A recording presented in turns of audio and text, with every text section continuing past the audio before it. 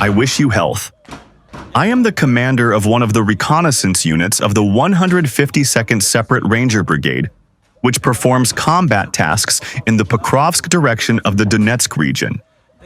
A few days ago, we reached out to public and charitable organizations, volunteers from Ukraine and around the world.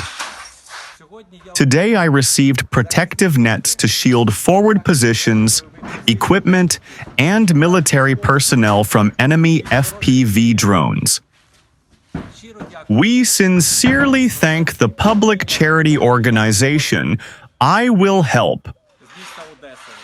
From the city of Odessa, represented by its director ZLATIN Oleksandr Yuriyovich, Boris GOLODENKO, Maksym LEVENDA, and the public organization Help Ukraine United Digital.